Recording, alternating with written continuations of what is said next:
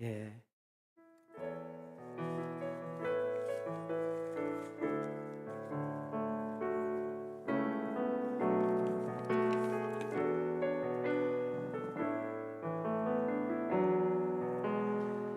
주여 우린 연약합니다. 우린 오늘 힘겨워합니다. 주 뜻 이루며 살기에 부족합니다. 우린 연약합니다. 주여 우린 넘어집니다. 오늘 하루 또 실수합니다. 주의 긍휼을 구하는 죄인입니다. 우리 주만 바라봅니다. 우리 두 손 들고 한없는 주님의 은혜 온 세상에 넘칩니다. 가릴 수 없는 주 영광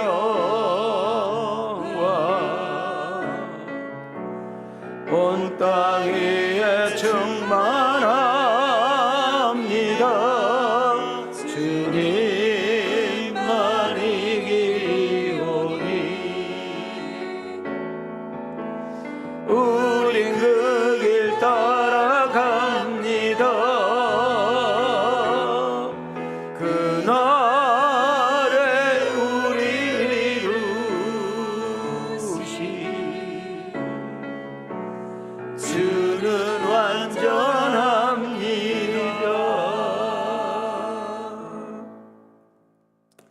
설교 들어가기 전에 우리 3부 예배를 나오신 분들이 또 이제 있잖아요. 그래서 함께 움직이시고 어떤 기간은 멀어가지고 2부 예배 끝나고 가신 기간도 있기는 해요. 지금 아까 지금 9명의 회장이 돈을 받았는데 지금 3부 때는 13개의 기관 회장이 돈을 받거든요. 3부 때 함께 참석을 해서 함께 움직이시고 또 안전이 제일이고 이해가 되셨죠? 예, 그렇게 하시면 되겠습니다. 할렐루야. 우리 샤우로 인사합시다. 하나님이 당신을 사랑합니다. 자, 우리 뒷사람은 예수 안에서 잘 되어갑니다. 우리가 6월 마지막 주일 예배를 드리고 있습니다. 한 분 한 분을 주님의 이름으로 환영하고 축복합니다. 한 주간도 평안하셨을까요? 평안하신 분도 계시고 그렇지 못한 분도 있을 거란 생각이 듭니다. 일이 잘 되고 장사가 잘 되고 계획대로 잘 풀리면 힘들 것도 안 힘들고 피곤할 것도 안 피곤한데, 그런데 정말 인생이 뜻대로 잘 되지 않고 계획한 것들이 어긋나고 그러면 짜증도 쉽게 나고 피곤도 쉽게 오고 그렇습니다. 이번에 우리 농어촌 목사님들 섬기다 보니까 새벽 2시까지 나누었는데도 아침 6시까지가 다 나와 있더라고요. 그래서 안 피곤하지 그때 하나도 안 피곤하다고. 담임 목사는 피곤하다고. 아니 속으로.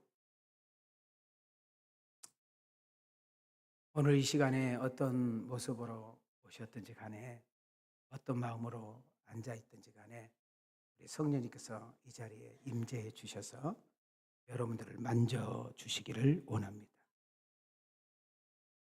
여러분 한 사람 한 사람이 그 무겁고 힘들게 온 우리들의 마음, 지치고 상한 마음으로 온 거 우리 주님은 익히 아시거든요. 가까운 사람에게, 함께 일하는 사람에게 말로 상처를 받고 아픔을 당하기도 하지요. 이 시간에 우리는 예배의 대상은 오직 하나님 한 분입니다. 온 마음을 다해서 우리가 그분께 이렇게 예배를 드릴 때에 성령님께서는 너무 신기하게도 우리 각 심령 속에 임재해 주셔서 안수하시고, 정말로 우리 몸 세팅, 우리가 CT를 촬영을 하고 MRI 촬영을 하면 우리 겉모습에서 모든 것들이 다 나타나는 것처럼 우리 성령님께서 이 시간에 여러분들 다 스캔하는 거예요. 그래서 모자란 부분은 채워주시고, 약한 부분은 강해주시고, 찢긴 부분은, 상한 부분은 만져주시고, 힘없는 우리에게 힘을 주시고, 쓰러진 우리들을 일으켜 세우시고, 지혜가 부족하면 지혜를 공급해 주시고, 세상에서 이길 수 있는 힘과 능력을 오늘 이 예배를 통해서 역사할 줄 믿어지면 아멘 합시다.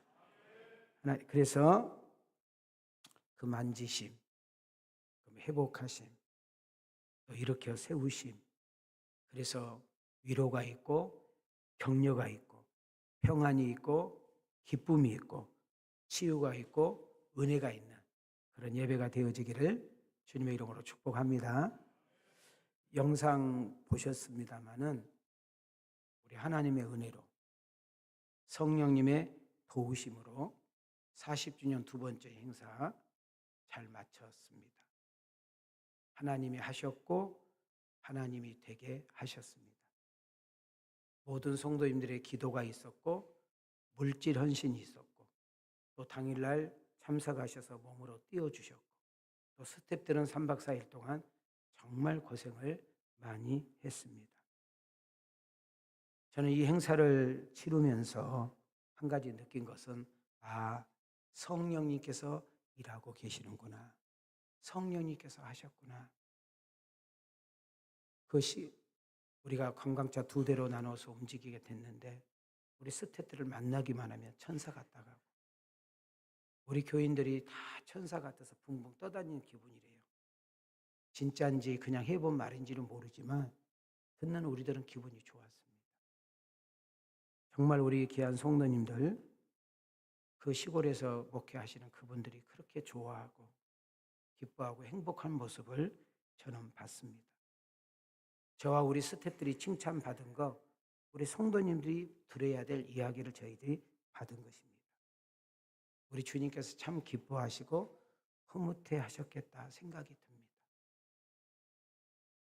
1부 예배 때 영상을 보였다가 2부 때 3부 때 시간이 없어서 못하게 했는데 금요 기도회 때도 제가 보여줬는데 오셨던 한 가정은 도착하자마자 성령님께서 그렇게 마음에 감동을 줘서 그 시골 조그마한 교회, 제가 알기로는 그 목사님이 그래도 거기는 교인이 몇십 명이라도 있어. 그래서 한 150만 원 정도인가 사례비를 받으셔. 그런데 왕성교회 이 행사에 참석해서 너무 은혜 받고 너무 감동에 대해서 자기네도 동참하고 싶다. 회에 선교하는데.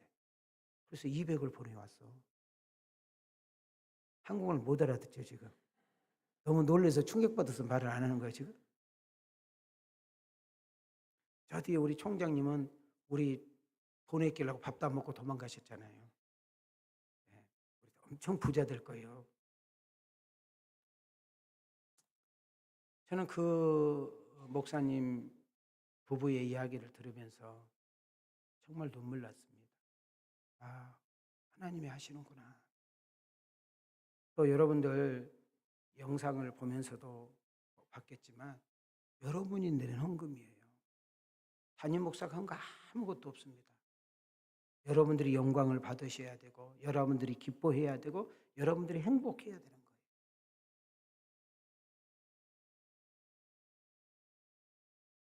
너무 고맙죠.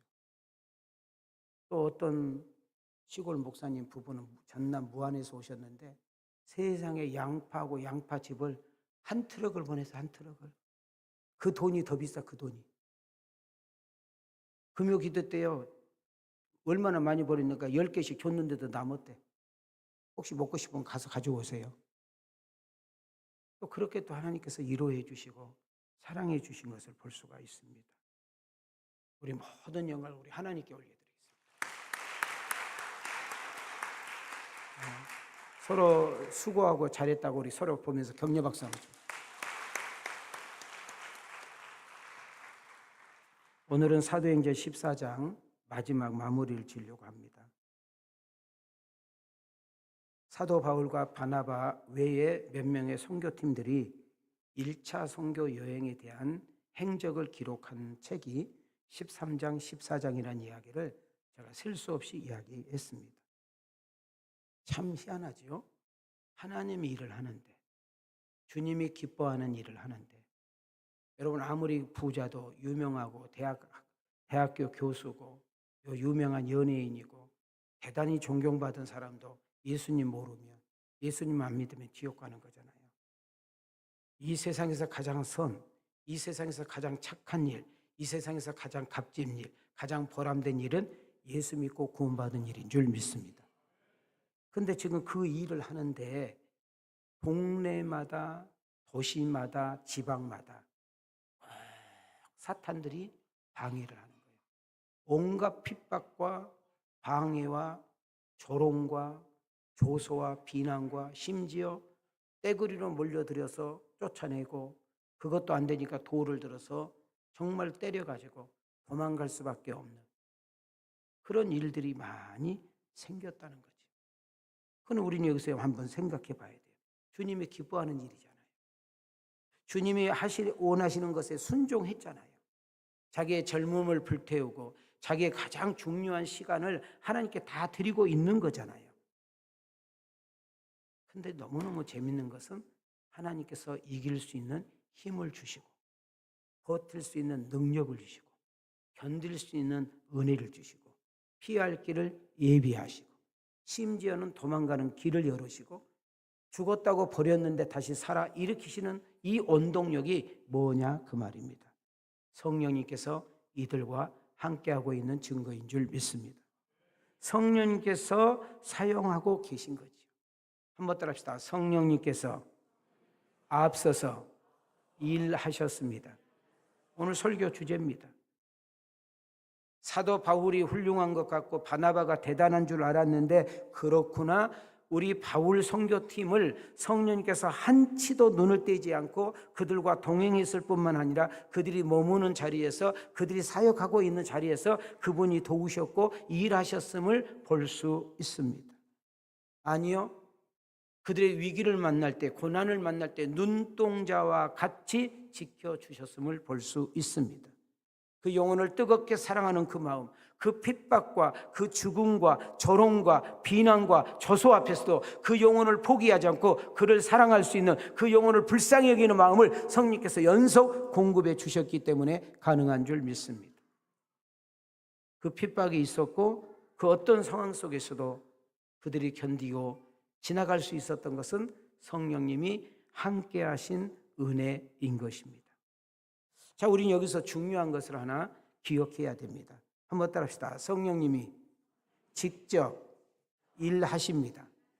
성령님이 직접 일하셔요. 그리고 그분은 항상 앞에서 역사하고 계셔요. 다만 바울과 바나바 외의 1차 선교팀은 하나님께 쓰임받는 도구에 불과한 거예요. 하나님의 뜻을 이루고 하나님의 명령에 순복하는 그 은혜에 성취해 가는 도구로 사용한 것 뿐입니다. 사도행전 1장부터 28장이 쫙 열리려면 가장 팩트의 열쇠가 사도행전 1장 8절입니다. 시작. 오직 성령이 너희에게 권능을 받고 예루살렘과 온 유대와 사마리아와 땅 끝까지 이르러 내 증인이 되리라 하시니라. 자, 여기서 중요한 단어는 성령이 너희에게 임하시면이에요. 여러분, 성령이 오신 사건이 왜 중요합니까? 성령이 오심으로 교회가 시작됩니다. 성령이 오심으로 교회가 세워집니다. 성령이 오심으로 복음이 증거됩니다. 성령이 오심으로 그 복음이 흘러서 오늘 여러분과 나에게 오신 줄 믿습니다. 우리 왕성 가족 여러분, 또 온라인으로 함께 들으신 분들이 계신다면 여러분과 나도 성령의 쓰임받는 도구가 되어서 하나님의 뜻을 이루어가는, 그래서 영혼을 살려내고 교회를 세우고 이웃을 잘 되게 하는 일에 쓰임을 받는 그런 주인공들이 될 것을 기대해 봅니다. 자, 우리 한번 두 주먹을 이렇게 딱 쥐시고 옆 사람하고 이렇게 인사합니다. 성령이 도우시면 반드시 일어섭니다. 자, 우리 뒷사람께 이렇게 인사해요. 성령이 힘주시면 우리도 승리합니다. 다시 한번 인사합시다. 성령이 함께하는 인생은 잘 됩니다. 아멘인가요? 사도행전 14장은 바울과 바나바가 1차 전도 여행 때에 일어난 수많은 사건과 겪었던 일들을 하나도 빼놓지 않고 상세하게 기록된 책입니다.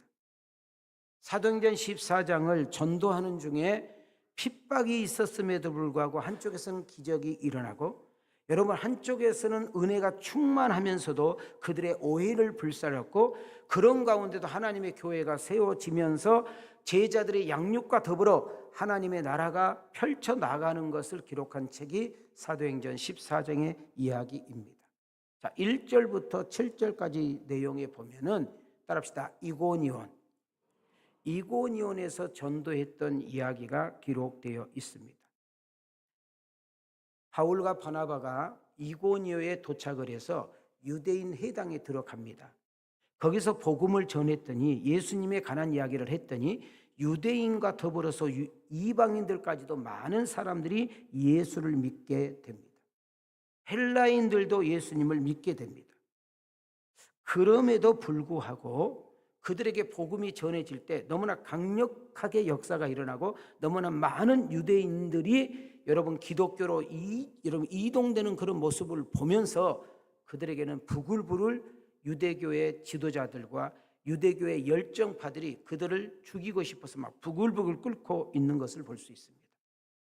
더 나아가서 그 한쪽의 유대인들과 잘못된 관계 속에서 오해하고 있는 그 관료들의 그 잘못된 것이 이렇게 그림이 그려지면서 이쪽 한쪽에서는 어떤 일이 벌어지냐면 하나님의 기사와 표적을 일으켜서 지금 이 바울과 바나바가 전하고 있는 이 복음이 사실이고 진리라는 사실을 증명하는 놀라운 기적을 일으키는 것을 볼 수가 있었습니다.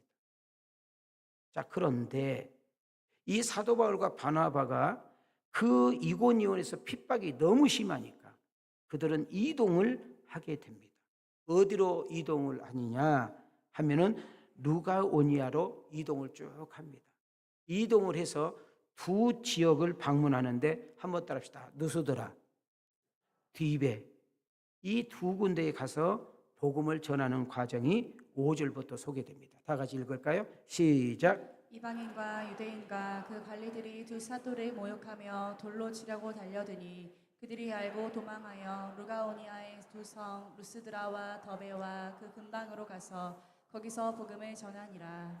여러분, 선한 일은, 복된 일은, 값진 일은, 정말 좋은 일은, 누군가를 살리고 세우는 일은 어떤 장애물과 어떤 걸림돌과 어떤 핍박 속에서도 멈추면 안 되고 끝까지 앞으로 전진해야 될 것을 우리에게 보여주고 있는 내용이죠.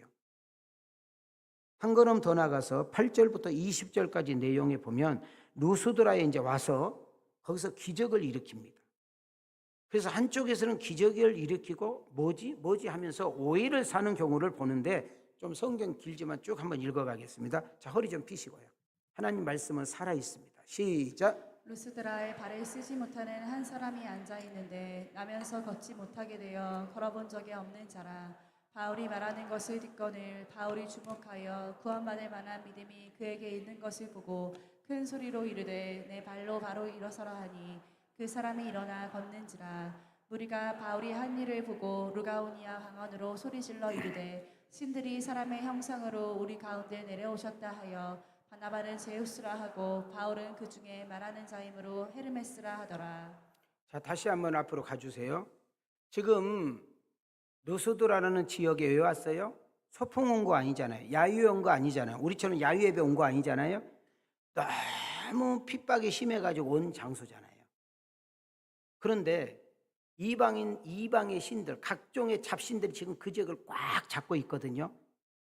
이 어둠의 권세를 물리치고 그리스도의 빛을 드러내기 위해서 하나님이 하신 방법 중에 하나가 기적과 표적이란 말이죠. 나면서 한 번도 걸어보지 못한 환자가 예수 그리스도의 이름으로 일어나 걷는 겁니다. 이 이야기가 순식간에 쫙 퍼지게 됩니다. 그랬더니 그 지역의 제사장들이, 야, 이건 신이다. 그 사람은 인간이 아니야. 신인데 그 신 이름을 제우스 신, 그 다음 헤르메스 신이라고 딱 붙여주는 거예요. 그리고 제사상을 가져와서 그 바울과 바나나 앞에서 제사를 지내려는 거예요.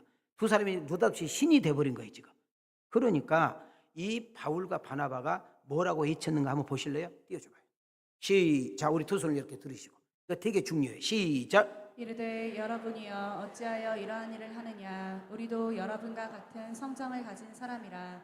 여러분에게 복음을 전하는 것은 이런 헛된 일을 버리고 천지와 바다와 그 가운데 만물을 지으시고 살아계신 하나님께로 돌아오게 함이라. 무슨 말이냐?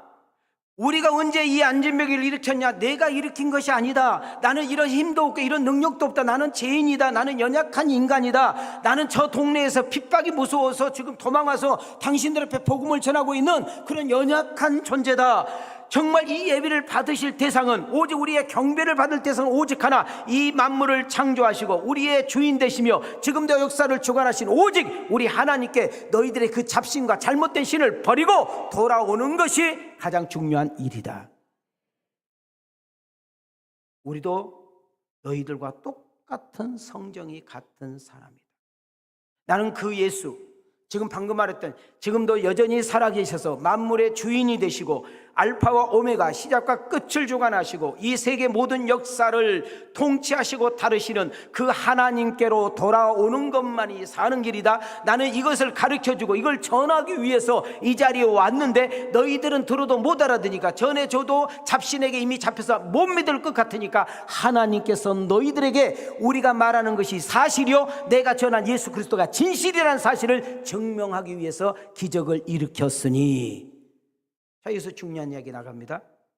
저는 지금까지 여러분들이 교회를 오셔서 성경 공부도 중요합니다. 제자 훈련도 중요합니다. 말씀 읽고 말씀 통독하고 말씀 필사하고 중요합니다. 그러나 우리의 신앙이 더 단단해지면서 확신을 갖게 된 이유 중에 하나가 있다면 바로 기사와 이적입니다.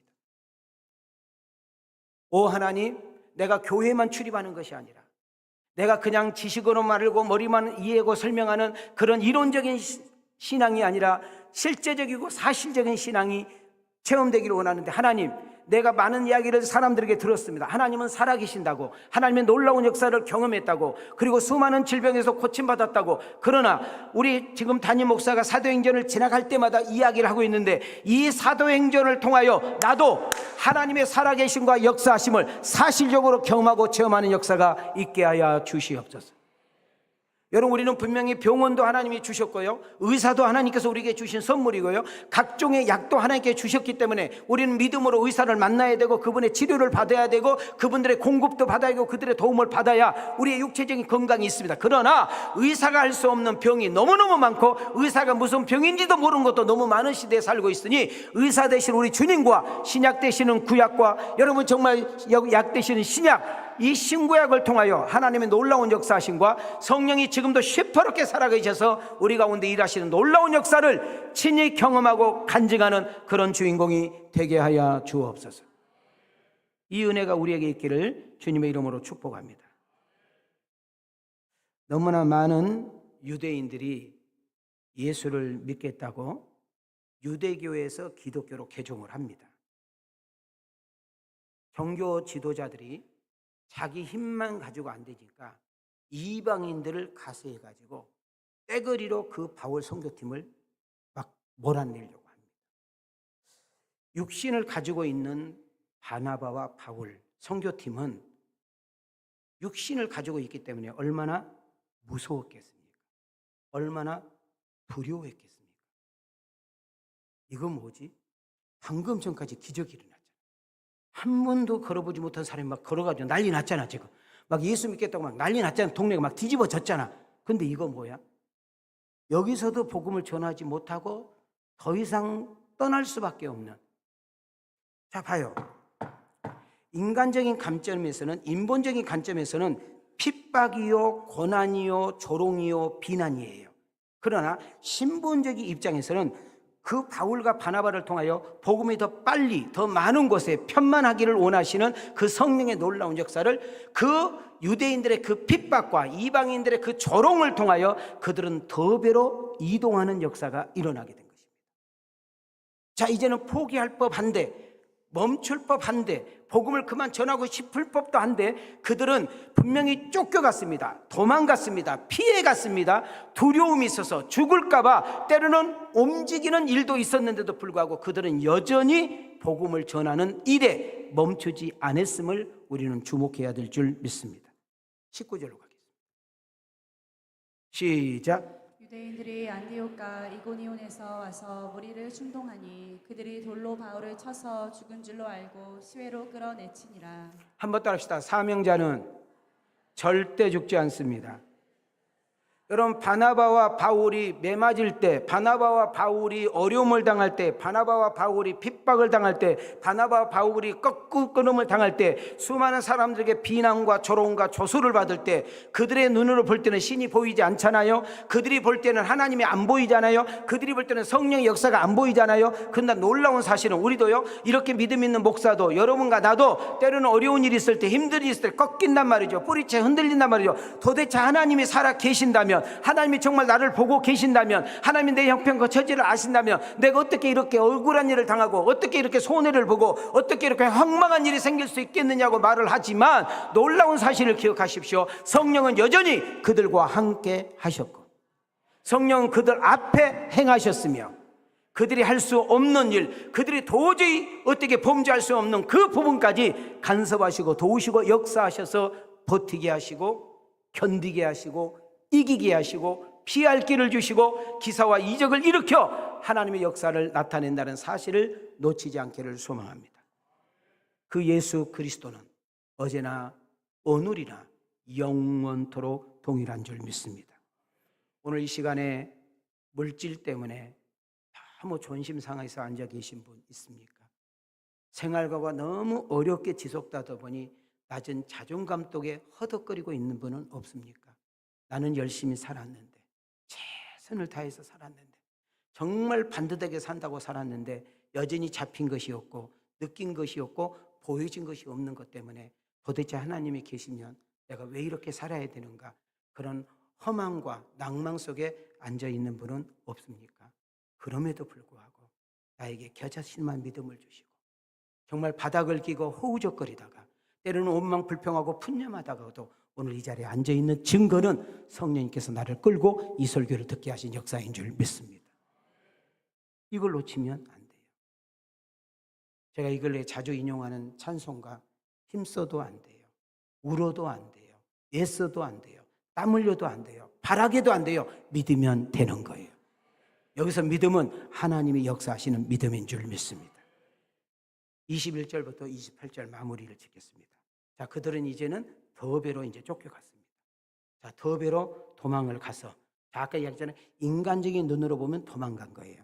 인간적인 생각으로는 쫄짱구 같고, 인간적인 생각으로는 무서워서 간 것 같고, 인간적인 생각으로 봤을 때에는 더 이상 길이 없어서 가는 것 같지만 거기는 성령의 놀라운 역사하심과 섭리가 있었어요. 핍박이라는 것을 동원해서, 고난이라는 것을 동원해서, 더 이상 그곳에 있을 수 없는 것을 동원해서, 자, 기적이 일어나고, 자, 막 역사가 일어나니까 거기 있는 동네 사람들이 신처럼 받들었잖아요. 신으로 둔갑해가지고 이 제사까지 지내려고 했잖아요. 근데 하나님은 그 자리에 놓지 않고 그들을 다시금 데리고 끌고 나가 더베라는 지역으로 갖다 놓습니다. 자, 거기서 무슨 일을 했습니까? 복음을 전했습니다. 예비된 영혼, 선택된 영혼은 반드시 주께로 돌아오는 역사 일어날 줄 믿습니다. 자, 우리는 교회를 다니는 정도로 끝나지 말고, 목사님, 나는 장로입니다, 권사입니다, 집사입니다, 나는 서리 집사입니다, 나는 남전도 임원입니다, 나는 구역장입니다. 여러분, 교회를 오래 다녔다, 내가 직분이 뭐다, 나는 성경을 몇 번 읽었다, 나는 우리 교회 뭐 기둥이다, 석가래다, 그런 이야기 하지 마시고, 사랑하는 사람을 보면, 잘 봐요, 사랑하는 사람이 보면 얼굴이 바뀐대요. 맛있는 것을 먹으면 입이 즐겁대요. 아름다운 것을 보면 호강을 느낀대요.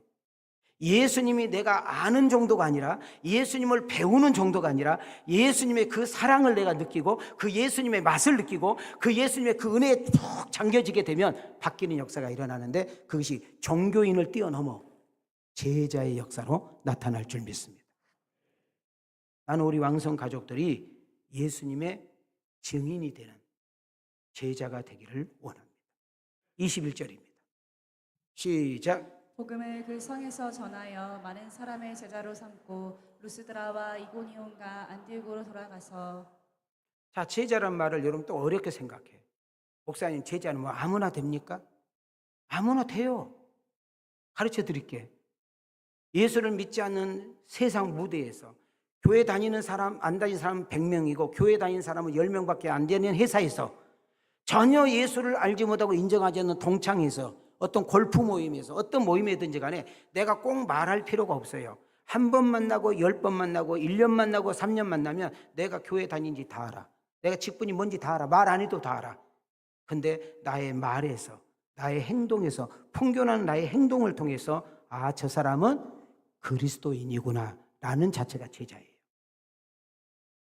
보는 사람 없어요. 운전할 때, 내가 장사를 거래할 때, 돈을 거래할 때, 어떤 일을 할 때 하나님을 의식하고 산다. 하나님을 의식하고 내가 말하고 행동한다. 제자의 삶이에요. 내가 맛있는 음식을 먹지만 좋은 곳을 환경에서 내가 구경하고 있지만 내가 인생에 만끽하고 인생에 어떤 엔조이를 하고 있음에도 불구하고 하나님의 이름을 찬양하고 영광 돌린다. 제자예요. 그리고 내가 믿는 예수님을 누군가에게 전해보려고, 내가 만난 예수님을 누군가에게 나타내려고 애쓴다. 제자입니다. 나는 우리 왕성 가족들이 사도행전 강론을 통하여 여러분 모두가 예수의 제자로 세워지기를 축복합니다. 그리고 교회만 왔다 갔다 하는 사람이 아니라 교회 일꾼이 되십시오.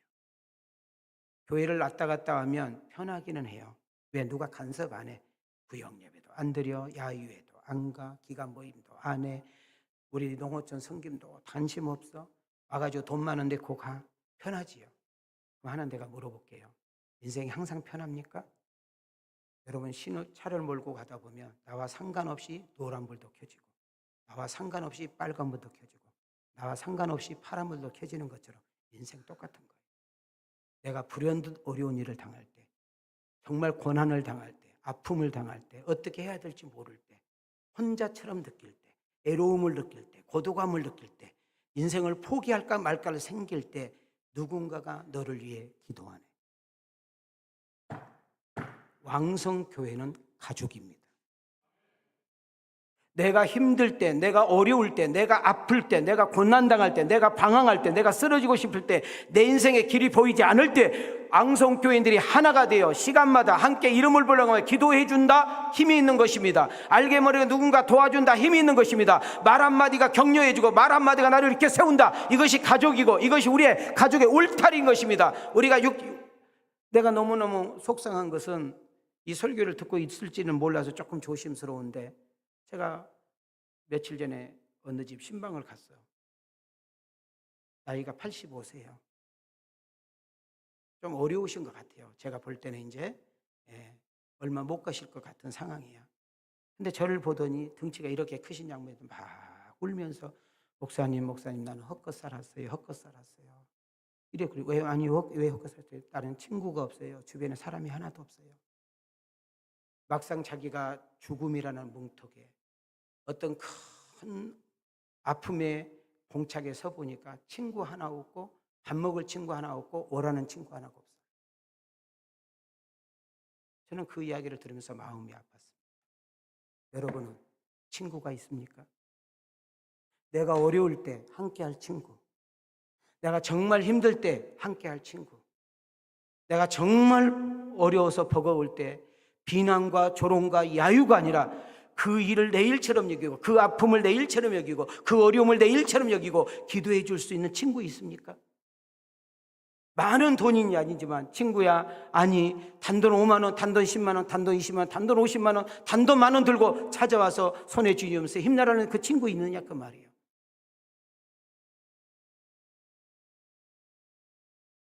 교회만 왔다 갔다 하지 마시고 왕성교회 가족이 되시기를 바랍니다. 오늘 운전하고 가시면서 여러분 머리에 끊임없이 떠나지 않는 단어예요. 나는 친구가 있는가? 이거 목사님, 내가 골프 모임이 몇 개고 내가 뭐 동창 모임은 내가 뭐 모임이 한 30개고 내가 회비 낸 것만 해도 한 달에 막 100만 원 나간다고 똥 싸고 있네. 그 사람이 내가 진짜 아플 때, 그 사람이 내가 진짜 병원에서 지금 내가 생사를 걸어갈 때 그 사람이 나를 위해서 울어주고 기도해 주냐 그 말이요. 내가 회사가 문을 닫고 막을 때에 정말 그 사람이 나를 위해서 진짜 허락해 줄 수 있는 친구냐? 아니잖아. 알잖아.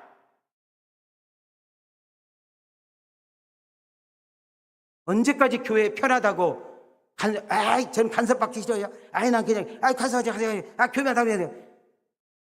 하고 싶으면 했는데 그냥 참을 거예요.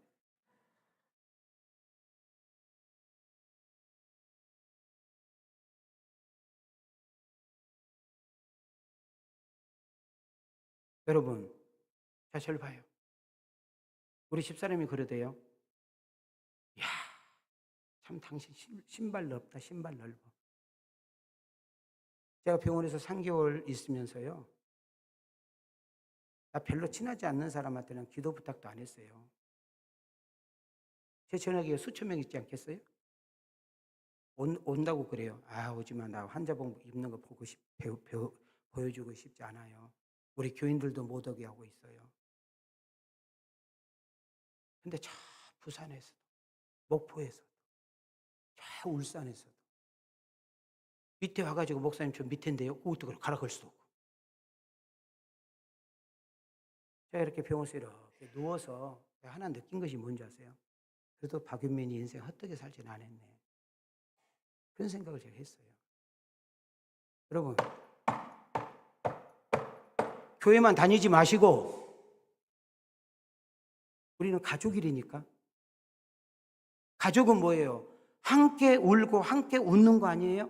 함께 좋아하고 함께 기뻐하고 함께 아파하고 함께 힘들어하는 거 아니에요?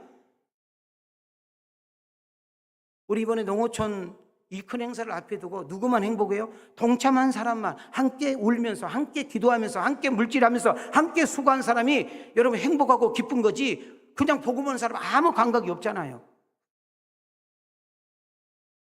여러분, 바울과 바나바가 왜 죽을 뻔했는데 왜 포기하지 않습니까? 그렇게 매맞으면서도 왜 포기하지 않습니까? 그렇게 비웃음과 조롱을 왜 포기하지 않습니까? 나 같으면 안 해버릴 것 같은데, 그냥 안 해! 쌩 까버리고 싶은데 왜 그들을 멈추지 않고 끊임없이 전진하고 나갈 수 있는 것이 뭡니까? 예수 그리스도의 이름에 그 사랑과 능력의 공급의 역사인 줄 믿습니다.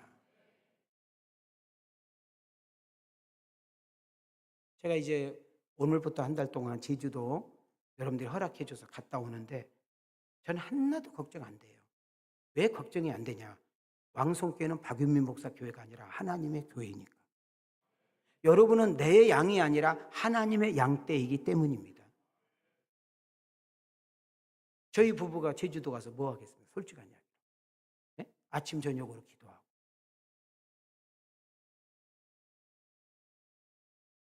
여러분들 저를 이렇게 한 두세 달 쉬어준다고 약속 저한테 허락해 주셨는데, 쉬어준 것이 중요한 것이 아니고, 여러분들이 정말 교회를 생각한다면, 정말 교회를 사랑한다면, 정말 담임 목사가 끝까지 그렇도 많은 분들이 목사님 은퇴하시고 바울 디모데 선교회까지는 맞춰야 되지 않겠느냐고, 그런다면 기도해 주셔야 돼요.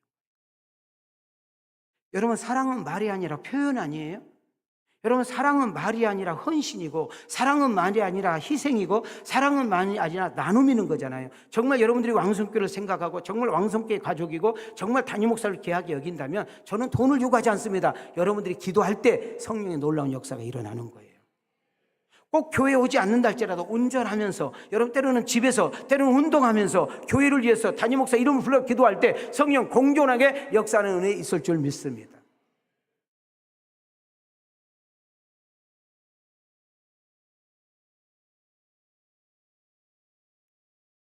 한 걸음 더 나가서 여러분 예수 믿고 구원받고 천국 가는 거지요.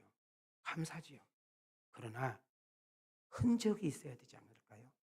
내 인생에 족적을 남겨야 되지 않을까요? 저는 여러분들에게 예배당 세운 은총을 잊기를 원합니다. 한국은 워낙 땅값과 자재값, 인건비가 비싸서 시골 농어촌 교회 100평도 안 되는 것도 3억, 4억 들어간대요. 제가 아는 교회가 교회 하나 졌는데 그렇게 들어갔대요. 시골 땅 500만 원, 1000만 원이 그냥 1000평 사버려. 시골은 지금 하도 인건비가 비싸고 그러니까 3억, 4억을 해야만 4, 50평 교회를 짓는데요. 그런데요, 여러분 아프리카를 가거나 동남아를 가거나 저 어려운 나라 가면 여러분 5천만 원이면 그 지역에 가장 좋은 예배당을 짓게 돼요. 거기다가 유치원을 만들면 그 유치원 때부터 예수님을 전할 수가 있죠. 시에나리오라는 데 우리 지금 선교하고 있는 데는 여러분 1억만 내면 학교를 하나 세울 수 있어요. 학교를 하나. 여러분 돈 버는 목적이 있어야 되잖아요. 장사하는 이유가 있어야 되잖아요.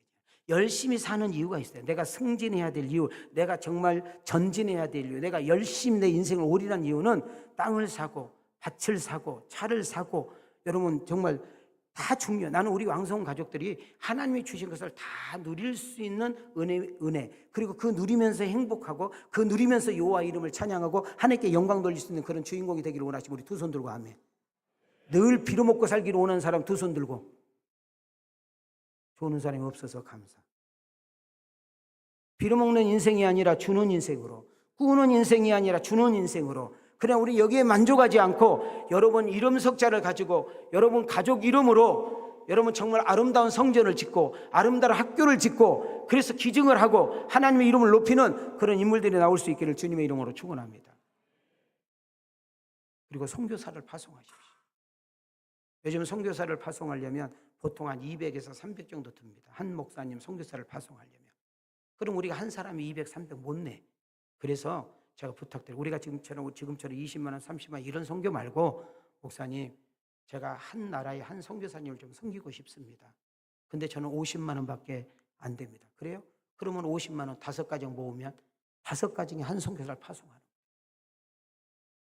교회에서 하는 것도 있지만 나는 여러분의 가정이, 여러분의 부부가, 여러분의 자녀들이, 여러분의 기업 이름으로 예배당을 세우고 학교를 세우고 선교사를 파송할 수 있는. 지금 우리 장신대 지금 여기서 예배를 드리고 총장님이 와 계시지만 목사님, 비록 우리가 여기 학교에다 장학금을 좀 주고 있는 거 있지만은 기도하는 중에 이 학교를 위해서 하나님께 이렇게 드리기를 원합니다. 그래서 1,000만 원, 3,000만 원, 5천만 원 학교에다 기증하면 저 총장님이 여러분한테 감사패 한 장 안 주겠어?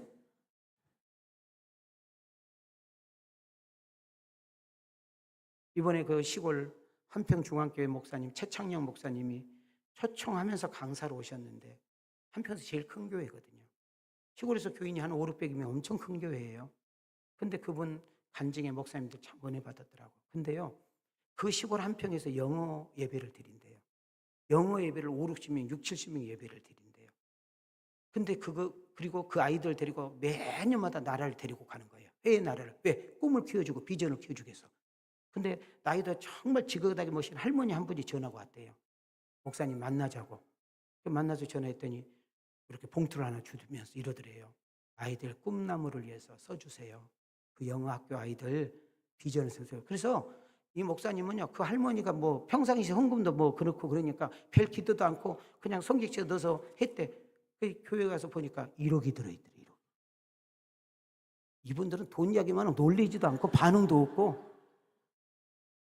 나는요, 그 소리를 딱 듣는 나도 눈물이 팍 났어요. 그 시골 할머니가, 한평군 그 할머니가, 자기를 위해서 아껴서 쓰지도 못한 할머니가요, 그 영어 예배 드리는 아이들 데리고 회의를 가고 그런 데니까 1억을 내놨어요. 1억. 나는 그 간증을 들으면서 나도 모르게 주여 우리 교회도 역사해 주옵소서. 우리 교회도 영어 예배를 드려야 되는데 역사해 주옵소서. 나는 그렇게 하기 싫으니까 축복 안 받을 거예요. 손 들어봐. 오늘 설교를 들어보니까 나도 축복받아서 막 그런 일을 막 하고 싶고 막 마음에서 막 뜨거움이 있다. 한번 두 손 들어봐. 뭘 오래 있다가 들어요. 들어봐요. 내 믿음대로 될지어다. 내 소원대로 될지어다. 그런 은혜가 우리 모두에 있기를 주님의 이름으로 축원합니다. 복음을 전한 데에는 고난이 따릅니다. 그렇지만 하나님의 표적과 이적이 동시에 역사가 일어나는 것을 놓치지 마시기를 바랍니다. 저는 한번 가슴에 손을 대시고 한번 쭉 읽고 설교 마치려고 합니다. 자, 함께 읽어봐요. 시작. 예수 믿다가 신앙생활 하다가 봉사하다가 헌신하고 선한 일 하다가 좀 힘들다고 어렵다고 좋지 않은 말을 들었다고 시기 질투 받았다고 절대 포기하거나 그만두지 맙시다. 오직 예수님께 초점을 맞추고 신앙생활을 합시다. 약속의 말씀을 붙잡고 믿음 생활합시다. 우리에게 주신 은사와 재능 그리고 주신 축복을 가지고 살리고 세우고 잘되게 하는 일에 쓰임받음을 복으로 영광으로 여깁시다. 믿어지면 아멘 합시다. 믿어지면 아멘 합시다. 더 크게 아멘 합시다. 그래서 한번 따라 합시다. 수리아 안디옥에서 이고니온으로 느스드라로 더베로 다시 수리아 안디옥으로. 이것이 사도행전 13장 14장의 이야기입니다. 성령이 앞서서 행하십니다. 성령님께서 일하고 계십니다. 성령이 함께하는 인생, 성령이 돕는 인생, 성령이 역사하시는 인생 살아볼만 합니다. 비전이 있습니다. 놀라운 일들이 있습니다. 자, 우리 옆 사람과 한 번 외치고 마칩시다. 성령이 도우시면 잘 됩니다. 뒷사람에게 성령이 일하시면 됩니다. 이 은혜와 축복이 여러분과 나에게 있기를 주님의 이름으로 축원합니다. 주님의 이름으로 축복합니다. 은혜 주신 하나님, 손길도 하나님께서 귀하게 복 내려 주실 줄로 믿사오며, 지금은 우리 주 예수 그리스도의 은혜와 하나님의 큰 사랑과 성령님의 감화 감동 위로 안위하여 주심이 입으로 예수 믿는 것이 아니라 삶으로 예수 믿으며 제자의 삶을 살아가기를 결단하는 저희들 위해 영원히 함께하여 주시기를 축원하옵나이다. 아멘.